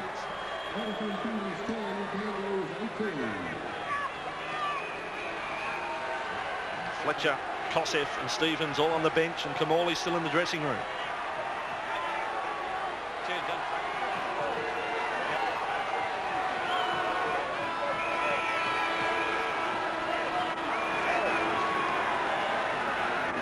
A delay in the restart of play. Kicking tee delivered to Henry Paul. Stand back, lads. So the short kick-off from Henry Paul. He had that high tee out. And it was just a little too deep. Timmins able to field it. His second test tonight for Sean Timmins. And it would appear as though Matthew Johns will finish this game in the half-back role. The report is that Brett Kamali, a badly bruised hip, will not be used for duration. And we also see David Kibble in jersey 17 on for the first time for New Zealand. Well, that was lost by Jason Smith. This will be a knock-on against the Australians here. Knock-on both ways, but a New Zealand scrum feed. Smith may have had a little look in them, as a matter of fact. There's Henry Paul coming up in defence. Jason Smith left it behind.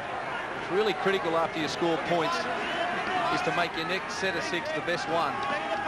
In Australia, that's something that they didn't need then. They needed just to get a kick away, and consolidate their lead. The 17 of David Kidwell packed into that previous scrum.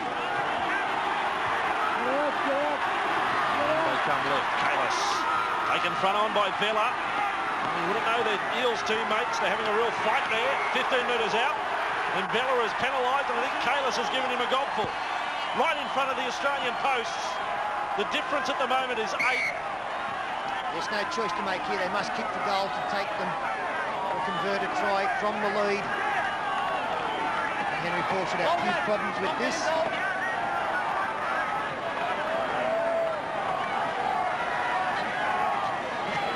And that's good to see, to the extent that it shows what it means. They might be teammates back in the NRL competition, but no love lost when they don their respective national jerseys. And Henry Paul has been perfect with a boot tonight. The Kiwis have only scored the 1 try, but Henry Paul has supplied them with 4 goals, and it's 18 points to 12, so 3 tries to 1, but on the scoreboard only a converted try the difference.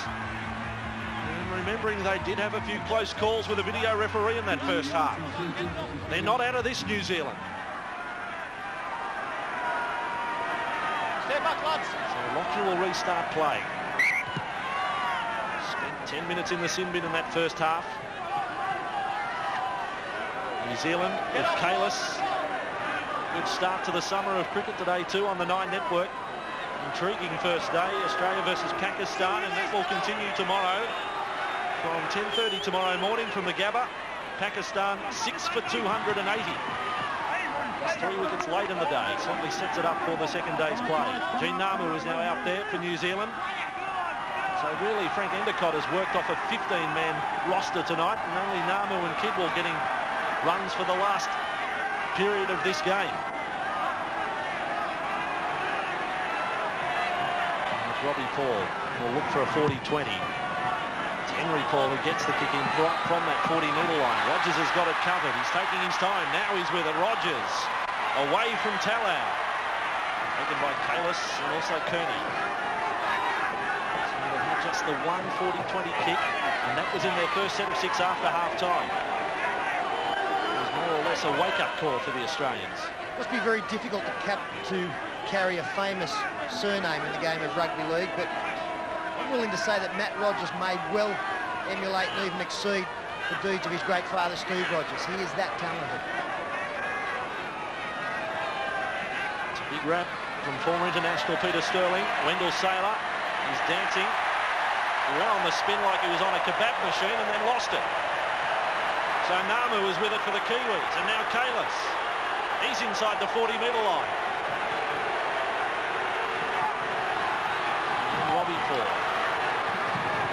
Search of this try. I suppose we do have to cogitate what could happen if it was a drawn result at full time. They would play 10 minutes each way, and then after that, first scorer wins in sudden death extra time.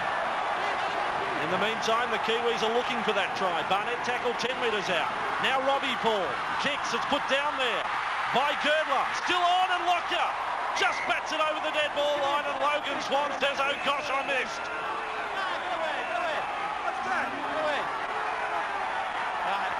Plenty of arguing there amongst the Australian players. Wendell Saylor perhaps saying he was held out of it. Well, Logan Swan, he is livid that he didn't get to the ball to score here. Looked as though they were going to have a little bit of luck with this kick. Coming off Ryan Girdler. Kicked through by Logan Swan. He just couldn't get past Darren Lockyer, who did a wonderful job to get his right hand out to bat the ball over the dead ball line. Laurie, I didn't think too much of the interference there from Logan Swan. It was a fair contest going for the ball with Lockyer. I thought it was. I thought they were shouldering one another, but great work there by the Kiwis, getting another set of 6 at the Aussies, and this has put the Aussies under real pressure.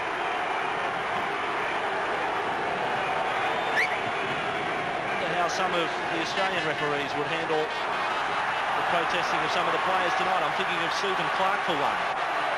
Would he have a few players in the bin? We saw Lockyer there in the first half, but it wasn't for back chat. New Zealand 30 metres out from the Australian line. Henry Paul passes up for Swan. And wrapped up in the tackle there of Britt. And over the top was Fletcher. It's been a good second half, this one. Kearney He's 20 metres out. Fittler made the tackle and Kearney looking for the quick play the ball. And Fittler is penalised. Very tempted to take the quick tap there, but Richie Barnett raced across and said, no, we'll take the 2. It is very noticeable that the Australians are really trying to slow down this Kiwi side. I think they really have to be careful. The referee is onto it. He's warned them. Someone might end up in the bin. The captain penalised that time. Kearney planted the ball on the ground before getting entirely to his feet to plant. To the letter of the law, you're only allowed to just plant the ball down on the ground. But at no time had Brad Fittler released Stephen Kearney. And Henry Paul has another kick. This is 15 in from touch. And you can see right on the 20-metre line. And is it another 2? It is for Henry Paul. It's now 4 the difference. 18-14.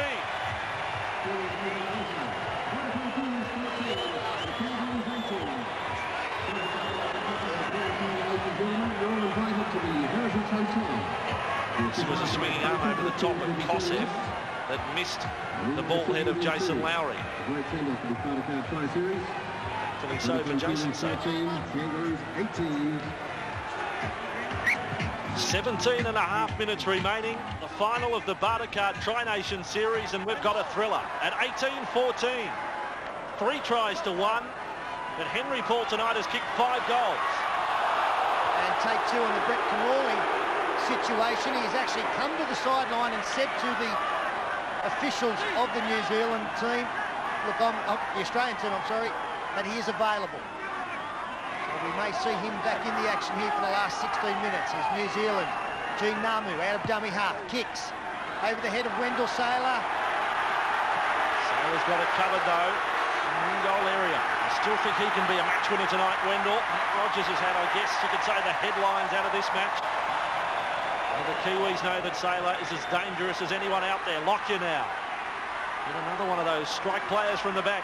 The Australians inside their own 20. And 16 and a half minutes remaining.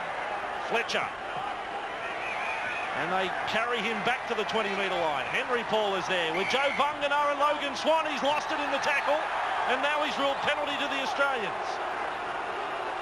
Well, Fletcher, he always carries it out like he's trying to get an offload away.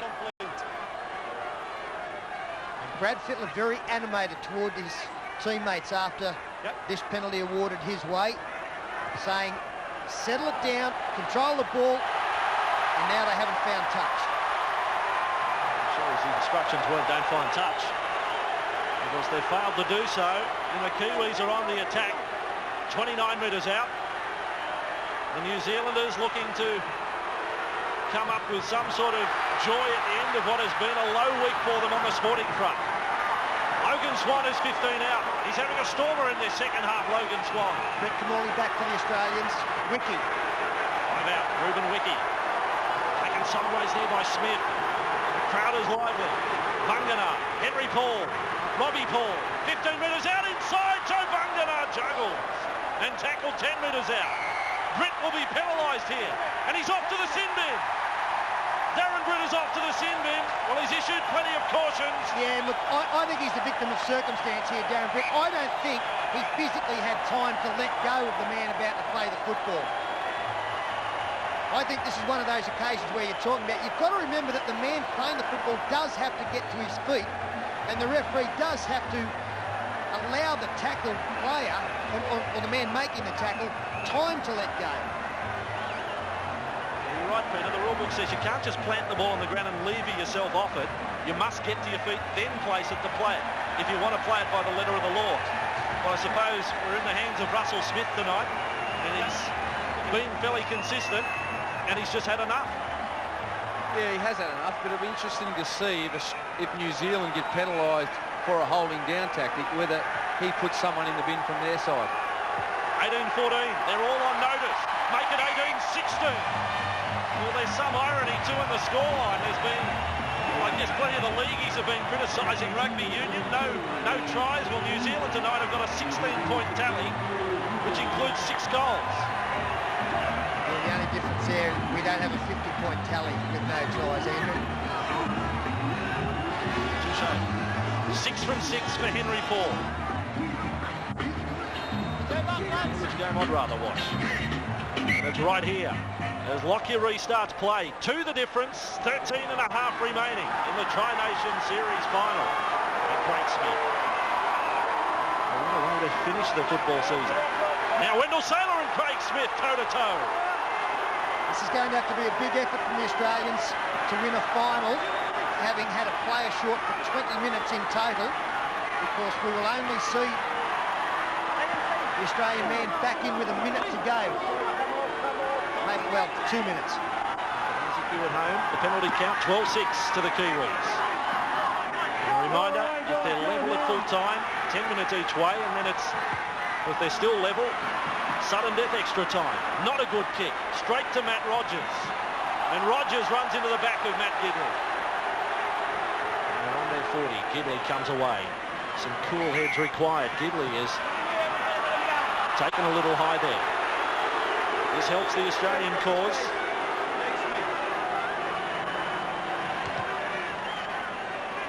So the Aussies will go on the attack. 12 men though. Smith, the player, penalised for that high shot. And forward they come with Stevens. There was a shoulder charge effort there from Henry Paul. Did no damage whatsoever. Jason Smith has got up, pushing away Kidwell. They settle down. Kamali passes wide and Fletcher's taken by Robbie Paul. That was a good tackle. Kamali. Miraculous comeback from him tonight. Fittler is tackled 25 metres out from the line. Infield, Smith. Ooh, big tackle over the top, Robbie Hall. Paul came in and Jason Smith's head went back. There was a big tackle on Fittler earlier too. He's still down. Was stung in the tackle from Talau. Kosef. Last tackle, 12 metres out. And 2 points the difference. Gower's gone blindside and has caught. It'll be a changeover. And should have been a penalty against Craig Gower, throwing the football off the ground after the tackle had been completed. He's lucky to get away with that. Russell Smith saying it's not a penalty, you've already got a turnover, but I'm sure the New Zealanders would have liked the chance to pick up another 30 metres, which is exactly what Vainikolo has just done. 30 out from their own line. They trail by 2. Craig Smith. And Richard Swain prepares to come back. His dummy half running has been very strong tonight. Just short of halfway now. Henry Paul. Matt Ruhr is taken a little high by Jason Smith. It was a lazy tackle. He will be penalised. Well, I didn't think there was much in that. I thought he got him around the shoulders. I think the crowd has given the Kiwis that penalty. 13-7 the count. The Kiwis are about to go on the attack deep inside green and gold territory. In fact, the kick finds the line on the 20. That's the tackle on Ruhr from Smith. And here they come, Joe Vangana. 15 out and passing. Away goes Nigel Vangana. Nigel Vangana has scored for the Kiwis.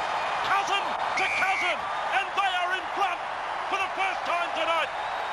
Well, I'm not even going to try and say it's a Vangana-a-thon because it's almost impossible.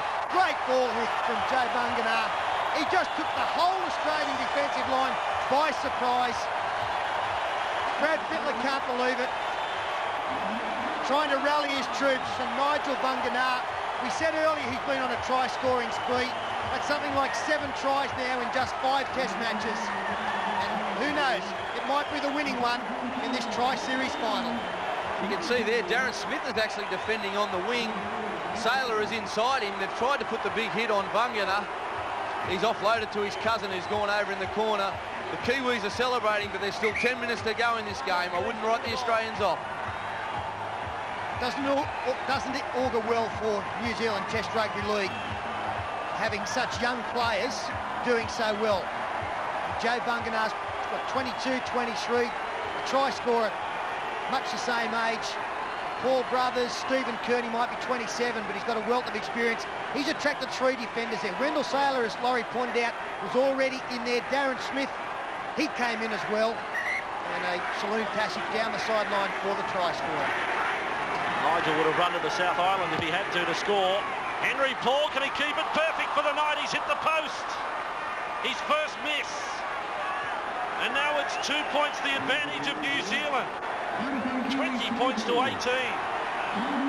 And here's the kick of Henry Paul, swinging away, and then right at the last moment started to straighten up.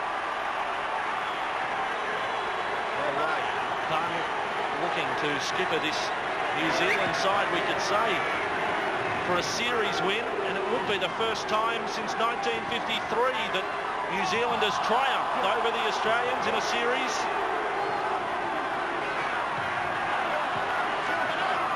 It's Nigel Bunganar to play a tackle. Well, again, I think I'm right in saying that the Australians have not lost 2 games in a series. Way back in 1978, controversial one when France beat them. This one would be well-deserved from the New Zealanders. They've set the pace in this tri-series tournament, got off on the right foot, and now they only have 8 minutes to go, and maybe take it out and finish the right way.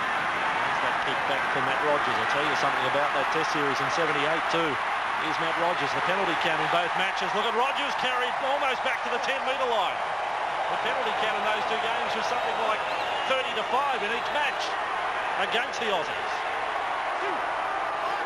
Australians are inside their 20. Plenty of missed tackles tonight. An unlikely sum again against the Australians. They came from 20 points down in the opening match of this series, pulled it back to get within 2. Tonight they just need 1 try. Last tackle. Passes back for Kamali. You've got to take into account the wounded players out there as well. Leslie Vainikolo lumbers back. He's on his own goal line. And taken by Timmins and Gidley. In fact, it's about the easiest he succumbs. There's Endicott and Stacey Jones pushing on. We've waxed lyrical about the Australian wingers tonight, but Leslie Vainikolo, he had a match as well. He's disappointed. Stacey Jones looks on, disappointed the fact he's not out there. Elated by the fact his team is in front. Yeah, he has had a big game, Vainikolo, for the Kiwis, but I hope the Kiwis just don't try and wrap this game up. There's still 7 minutes to go. And if they try and wrap this game up, I'm sure that the Australians will have one last go at them. Darren Britt still in the sin bin for the Australians, and now there's trouble out there for Robbie Paul. Yeah, I did miscalculate with Darren Britt. He'll be back in 2.5 minutes, so in the last 4 minutes, the Australians will have the full complement as Matt Rogers taken by Willie Talau.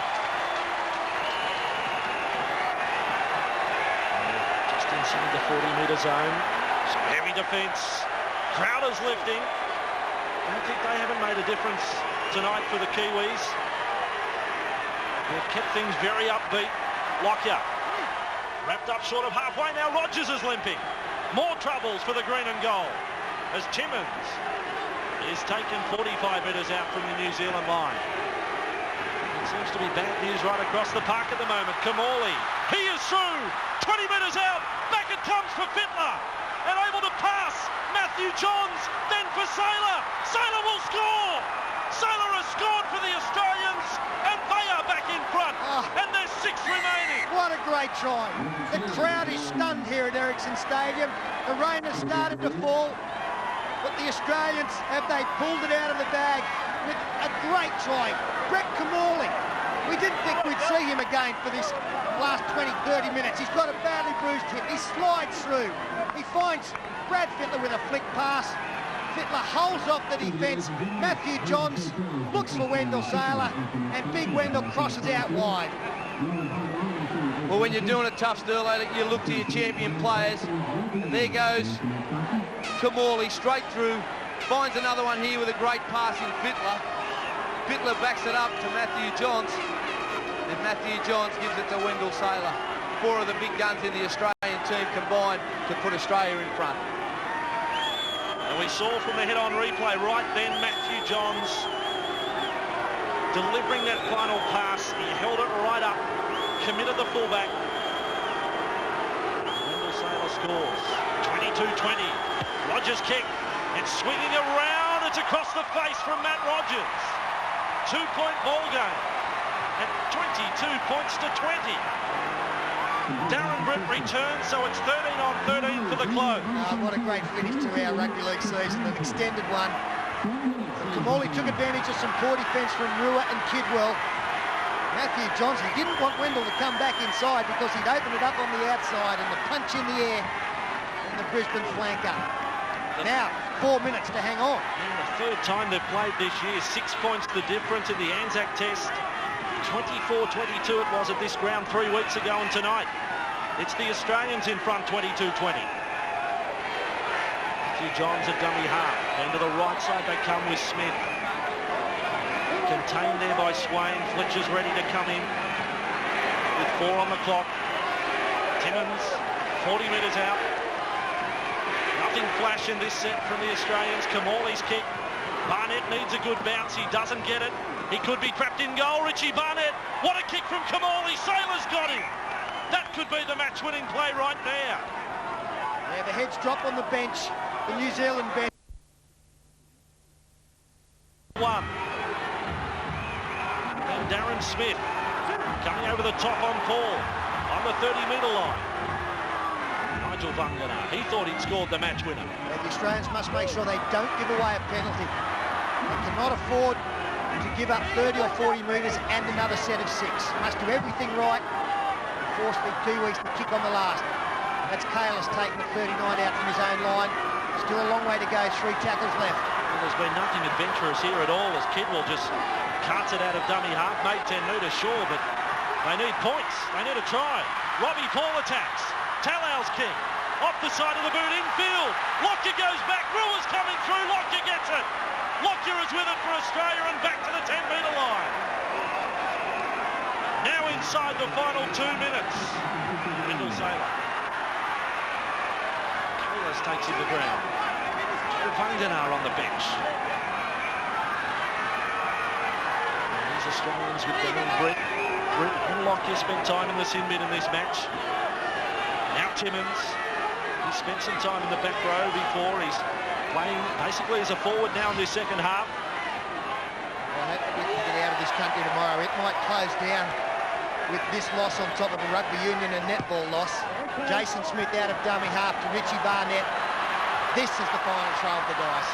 And Barnett got away from 2. He's almost back to the 40-metre line. There's been reports of grief counselling for sports fans here. Penalty goes the way of New Zealand.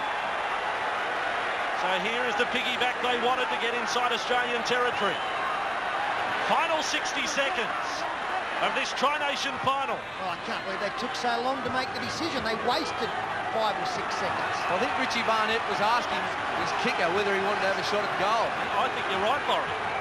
I think you're right. I'm sure you're right. It would have been from 59 metres out with the wind at his back. So the Kiwis, 30 metres out from the line. Closing seconds of this decider, and Kalis' tackle. 5 seconds. And now they come to the right. Henry Paul. He tries the high ball. It's Lockyer. And Lockyer has lost it. Logan Swan comes through for the Kiwis. A pile up on the goal line. New Zealand has lost it in both senses. They have lost the ball. Although he may go to the video referee. I don't know who's claiming a try. There's no one there for New Zealand who is. No, it's the Australians who are doing the celebrating. They realise that they've won it. Number 13 scrambling for the ball with some defenders. The Kiwis, they also realise that they weren't able to get the football Let's see if over there's any the line. offside first, because it will be relevant. So we'll go the full sequence, guys. I'm just a little bit perplexed here. I mean, you can't go for the video referee if there's no one who's even come within cooey of scoring. Let's see it. There were plenty of players there. I don't know whether that angle's going to help them a whole lot. Oh, gee, there's 4 Australians there. There's 1 Kiwi jumper at the bottom of it. Well, I saw a New Zealand knock-on leading up to that anyway. Kick goes up from Paul. Chase sees Lockyer spill it. Logan Swan swoops. Look, if he scored, surely Matt Rule would go up. He had the best side of anyone And all he did is go for the loose ball. I mean, there's no reaction there from the Kiwis at all. Well, you can't really tell from that angle, and by the way the referee is standing, if it goes back to a referee's call, he does not look like he's going to award a try. Well, there's the ball nowhere over the line. I can't believe that we have this conjecture. The game is over. Oh, yeah, if you've got a ticket on the Australians, get in the queue right now. Or just stand by to make it official. It's no try. It is all over. Completion to the Bartercard Tri-Nation Series. And the end of a sad week for New Zealand sport. But Australia, well, they can hold their heads high. They have come through this Tri-Nation Series. They lost the opening match. And tonight they have fought back and they have won by 22 points to 20. What a fabulous end to 1999 and your live rugby league here on Sky Sports. And congratulations to the Australians. When the chips are down, those Aussies don't want to be on the losing side, do they? Absolutely fabulous match. Great end to 1999. And we'll look back at the Australia victory when we return.